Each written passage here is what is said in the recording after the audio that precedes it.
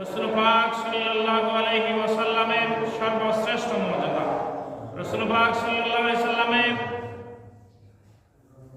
51 বছর বয়সে এই মেরাজ হয়েছিল। মক্কাতুল মুকাররমা থেকে বাইতুল মুকাদ্দাস। বাইতুল মুকাদ্দাস আমার নবী যখন তাশরীফ নিয়ে গেলেন, মক্কা থেকে বাইতুল মুকাদ্দাস অনেক দূরে। ওই মক্কা থেকে রজব মাসের 27 তারিখ রাত মক্কা শরীফ থেকে মসজিদে হেরাম থেকে বাইতুল মুকাদ্দাস আমার নবী তাশরীফ নিয়ে গেলেন। তাশরীফ নিয়ে যাওয়ার পরে হযরতে সাইয়েদনা জিবরাইল আমিন 70,000 ফেরেশতা নিয়ে আসলেন। মিকাঈল আলাইহিস সালাম 70,000 ফেরেশতা নিয়ে আসলেন। ইসরাফিল আলাইহিস সালাম 70,000 ফেরেশতা নিয়ে আসলেন। হযরতে সাইয়েদনা জিবরাইল আমিন আযান দিলেন এবং জিবরাইল আলাইহিস সালাম ইকামত দিলেন। ইকামত দেওয়ার পরে সমস্ত নবীরা রাসূলুল্লাহ নামাজ পড়ার জন্য অপেক্ষায় রয়েছেন। আর জিবরাইল আমিন বললেন, ইয়া রাসূলুল্লাহ, ইয়া হাবিবাল্লাহ, আপনি হচ্ছেন মুহাম্মদুর রাসূলুল্লাহ সাল্লাল্লাহু আলাইহি ওয়াসাল্লাম। আপনি পেশ মুসল্লায় যান, আপনি নামাজ আদায় করবেন।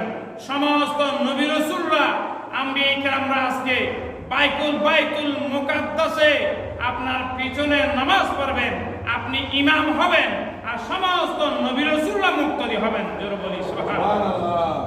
আমার নবীকে সেজন্য ইমামুল আম্বিয়া বলা হয়, নবীদের নবী। ইমামুল আম্বিয়া মানে যিনি নবীদের নবী। তো আমার নবী ইমামতি করলেন 2 রাকাত নামাজের ইমামতি করলেন। আর সমস্ত নবী রাসূলরা মুক্তাদি হয়েছিল। কেন? এখানে বিআবদিহি লাইলাম মিনাল মসজিদিল হারামি ইলাল মসজিদিল আকসা, এই তাফসীরের আয়াতের মধ্যে এসেছেন যে সমস্ত নবী রাসূলরা আল্লাহকে ছাওয়ার জন্য, আল্লাহকে দেখার জন্য চেয়েছিল। আল্লাহ বলেন, লাম তারানি। মূসা আলাইহিস সালাম, হযরত মূসা কালিমুল্লাহ, উনি আল্লাহকে দেখার জন্য চেয়েছেন। হযরত ঈসা রূহুল্লাহ আল্লাহকে দেখার জন্য চেয়েছেন। আদম সফিউল্লাহ আল্লাহকে দেখার জন্য চেয়েছেন। হযরত ইব্রাহিম খলিলুল্লাহ, ইসমাইল জবিহুল্লাহ, বিভিন্ন নবীরা আল্লাহকে সচক্ষে দেখার জন্য চেয়েছেন। কিন্তু আল্লাহ বলেন, আমি দেখা দেব না, আমি আমার হাবিবকে দেখা দেব। উনি হচ্ছেন মুহাম্মদুর রাসূলুল্লাহ। সুবহানাল্লাহ। আমার নবীকে দেখা দিয়েছেন।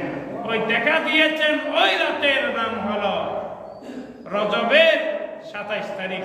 সবাই মুহাব্বতের আওয়াজ বলুন আলহামদুলিল্লাহ।